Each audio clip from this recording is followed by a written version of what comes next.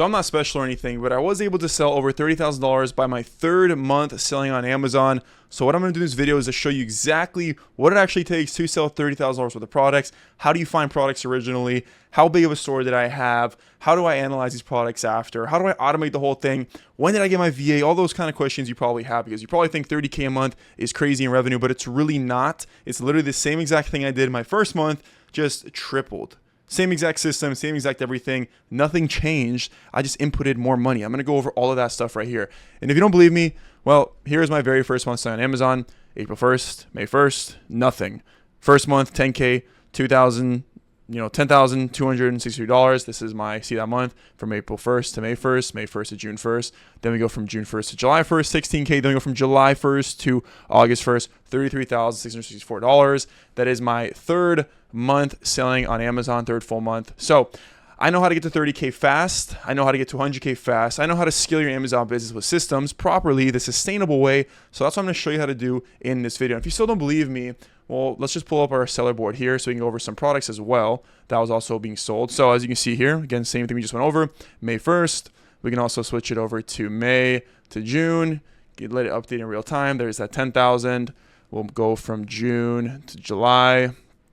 And as we go through this, actually, let me show you the types of products. So you can see here we sold about 450 units. Let me actually go back to, we'll go back to May to June, the first month. What you can see here is you only had, what is this? 1, 2, 3, 4, 5, 6, 7, 8, 9, 10 different products I sold it for 10K. I had one really good item that I was buying originally, which was pretty much the bulk of my profit and bulk of my sales. And you can see what I did is I just widened out my catalog as we moved in from June to July, right? June and July, 16,000. Now we're up to 1, 2, 3, 4, 5, 6, 7, 8, 9, 10, 11, 12, 13, 14, 15, 16, 17, 18, 19, 20, 21, 22, 23, 24, 25, 26, a lot. Okay, it's like what? It's like 40 different ASINs. I just grew. Okay, and then from that month after that, we went from July up to August, which is the $33,000 month. You can see we sold 1,155 units. Literally the same systems, same ways I found the products. The first 2 months is the same thing I did this month, except I just doubled it. I bought double the amount. I spent double the amount of money. I probably spent about $14,000 the month prior to actually get to this stage. Same thing. Look at these products. Bunch of different products. Again, this is 50 products down this page. We're already down one page. Here's second page. Looks like we got about 3/4 of the way there. So about 75 different ASINs I sold through to do about this much. And obviously, as we scale and we progress, we start to really maximize those ones that are very profitable, start putting more money into those. And this just gets so easy, and you can really scale your best winners and your best sellers over time. But how did I actually do this? Okay, what did I do to do this and everything like that? Obviously, there's two things you need to do. You need to source products, analyze products. Actually, three things, I guess. Source products, analyze them, and then you need access to capital to be able to get there. Like, how much money do you actually need to sell 33,000? Let's go over all that as well. As for product sourcing, by far the easiest way and the way that you need to be doing it if you're looking to find products is just simply reverse sourcing. Doing reverse sourcing, I'm going to show you how I'm doing reverse sourcing. Reverse sourcing with SellerAmp, going through storefronts and finding other products on those stores that you can also potentially make money on, taking those products once you found them and you know exactly. So like, okay, for example, we found an Under Armour hoodie right here. We could buy this product for $19, $19.99. There's actually a discount code. We get it down to $18. We're making about 43% ROI. This product's arbitrageable, which means there's other sellers on here that are probably also buying it from this exact source, which means they probably have other products I can also buy potentially from this source as well. So what I would do is come into SellerAmp. I would go through some of these sellers here, see what they carry, and then try and find them profitably myself. So for example, we can open up this seller right here, go through some of their products, and see what else we can find. And we're just simply using SellerAmp to do so.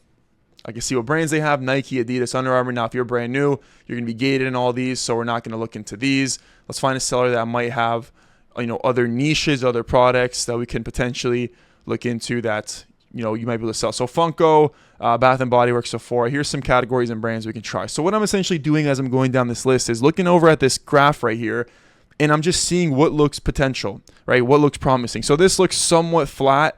It's definitely dropped slightly in price, but for the most part, we have an FBA seller at $14.66. So what I can do is open this up simply. It's a Lego. It's got to be coming from here. I got to find it for $7.86. I just do a simple Google search, and I see right away, well, that's $11.99. Yeah, I'm probably not going to be able to find this profitably. So I move on, okay?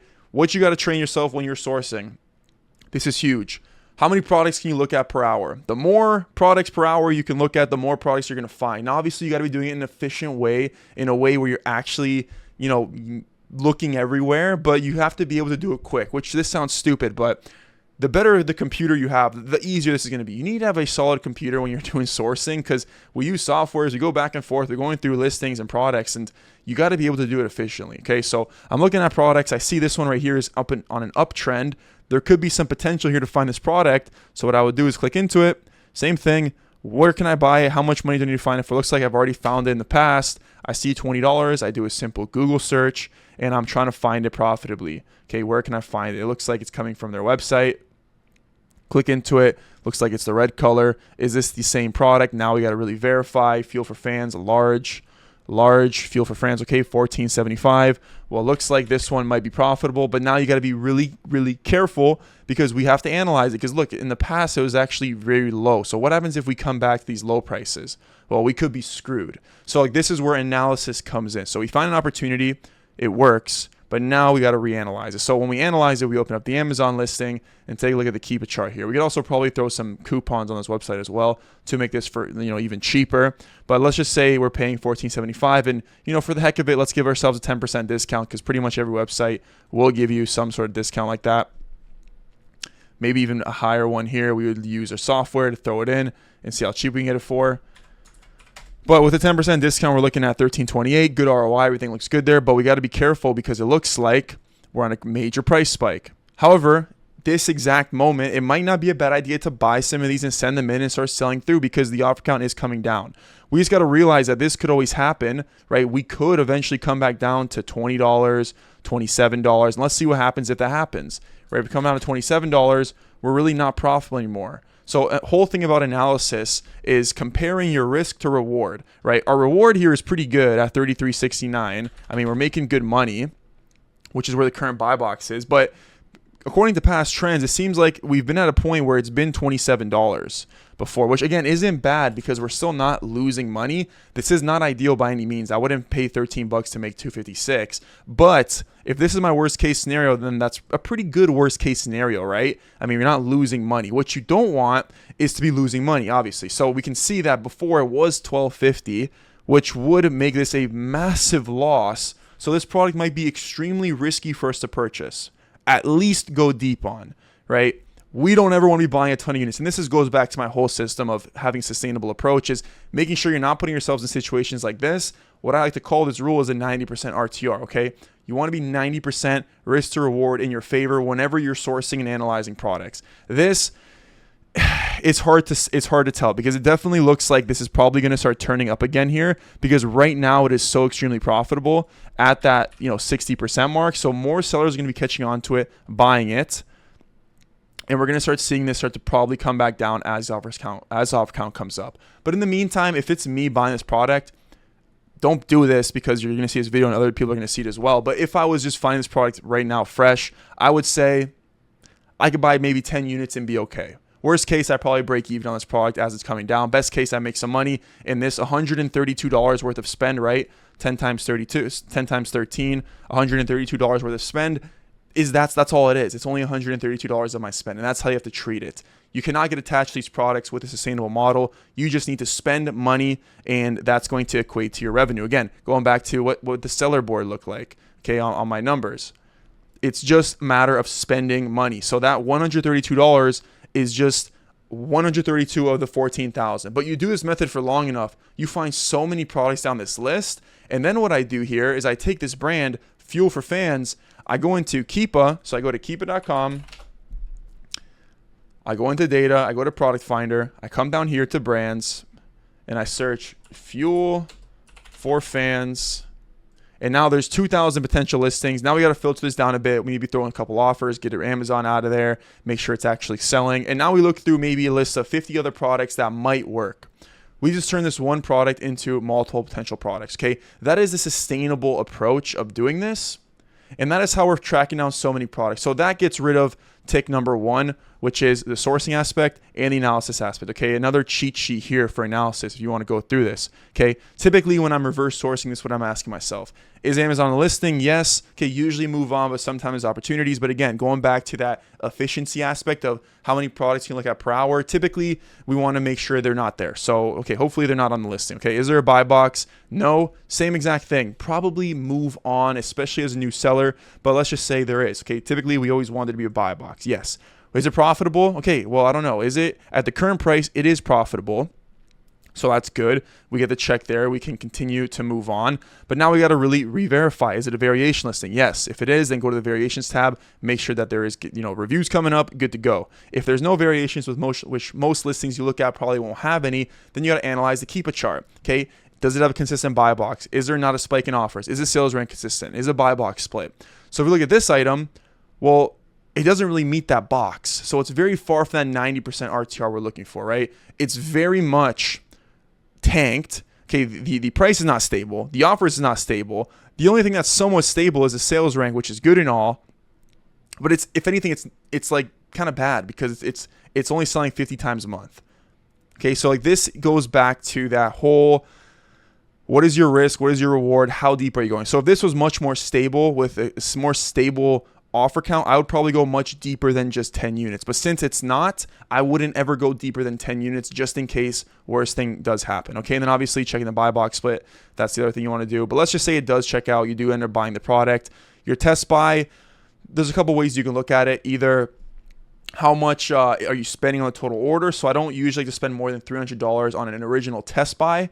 Or if it's a more, cheaper item, right? Let's say it's like a $3 item. Well, in that case, 100 units is only $300, right? So I might test buy 50 units to get to that $150 mark. Whereas if a product is $30 buy cost, I wouldn't necessarily buy more than 10 units because now I'm spending over $300 on just a test buy.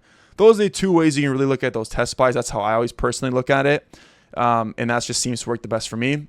So that's how we're finding products to spend that $14,000 to get to that first 30K revenue is literally just reverse sourcing, keep a product finder for brands. And the craziest thing is you literally just do that over time and it compounds like crazy because those products you find, you restock, but then you find more, and then you restock those and you find more and you go deeper. But then the next bottleneck you're going to have to scale past that is your access to capital.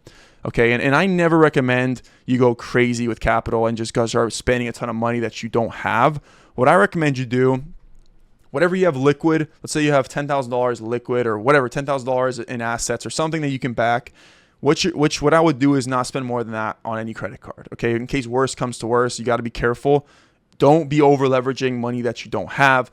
But I wouldn't at the same time be using my own personal money. So if I had 10K, I wouldn't be using my 10K to buy those products. I'd be using the bank's money and using their money to buy and having my liquid to back it, use that money to pay it off. So I'm not paying interest, getting the payout plus some profit, repeating that process over and over again and snowballing that. Then you have 20K liquid, or more inventory. Now you're spending more money and you're going it like that. The easiest way to get access to capital is, here's a couple of different cards you can look into. You have your Inc. Business Premier, your Inc. Business Cash, your American Express, American Express Blue card, which is the first card that I used. A lot of these have fantastic rewards, and if you just max these cards out with the rewards, you potentially could get back over $4,000 just in rewards from these cards, not to mention all the cash back you get from them. Okay, one of the biggest things to look at when you are looking at credit cards to be using for spend is there a cash reward for spend? Is there at least 1.5% cash back and up? And again, are you buying from specific websites often? Because if you are, then it might be worth it to get a card like, for example, the Walmart, the Walmart credit card, rewards card, because you get 5% back on all Walmart.com purchases. Same thing with Target, their Target Circle card, 5% back. If you buy a lot of stuff from Walmart and Target, it would be well worth it to get these cards for those situations. So these are all things that you got to be thinking about as you scale. And once this is no longer an issue for you, because then this is going to be your next bottleneck. If you can solve these two bottlenecks, the sky is the limit. Okay, guaranteed that you're going to hit your goals as long as you're tracking your spend. Okay, so for 30K, like I said, about 14,000 plus over 30 days, it's about $500 a day in product. That's maybe 2 products that you got to find doing this method. And it's very easy to do so when you get some practice in. And also, not spending so much money on any inventory that's going to sit there for more than 30 days. Okay, as long as you're not going too deep, going back to the sustainable approach, going very wide and testing a lot of products, you're going to sell through everything right away. As long as you analyze it, kind of like we did in this video, You analyze it properly. You don't go too deep. You go very wide. There's no way you're not going to be hitting 30K as long as you spend this 14K. Now, the thing is, if you want to do 100K, well, you got to spend about 40 to 50K worth of product. But it's the same process. It's just more money. It's solving this next constraint after you get through this constraint. Because right now your problem is probably this. It's everyone's problem. Okay, I'm serious. This is like the easiest way to source. So you really just practice this. You're going to learn the whole market. And next thing you know, you're selling 30K a month on Amazon. Look, I did it. I'm not special. Okay, I literally scaled to 30K by my third month. I just gave it my all. I committed to the process. I got the proof of concept month one. It works, guys. This is not some made up world. I have so many students crushing it, doing 70K, 50K, 30K, so many doing 20, 25K. The system works very well as long as you commit to it and you work and you put in the hours that are required. This isn't a little thing that you can just do for an hour a week and expect to make money. This is a business. It's more than just an online business because we're literally touching product. Products comes to my warehouse. I have a big warehouse in the back, ton of products in there. It's not just online drop shipping. This is a real tangible business that you can grow and scale to whatever number you want. But the biggest thing is learning the system up front, learning how to do it yourself the correct way, sourcing products and building it from the ground up sustainably. Guys, if you missed my video last week, I literally went over the whole entire breakdown of this whole process, what I do. So check out last week's video if you missed that. If you want my personal help doing all this, implementing the system, giving you products to sell, holding your hand, teaching you literally the whole entire business, A through Z, there's a link down below. Book in a call. We'll chat, see if it's a good fit. And if it is, then we'll get started and we will scale and grow your Amazon business to whatever number you have in mind. Okay, that's the whole point of this. Figure out your goals, map out a plan, implement it, commit to it. The reason we do this call first is to make sure that you're actually going to work. Last thing I want to do is work with someone that's just going to show up to call and literally just, not put in the time required. So it's a vetting process and that's why we have it for. But again, if you want to come in here and you're serious about this and you're committed, then I want to work with you. So book in that call, we'll chat and we'll see you guys next week. Let me know down below whatever videos you guys want to see and I'll be sure to draw something up and give you guys as much value as I possibly can. So that's it. Peace.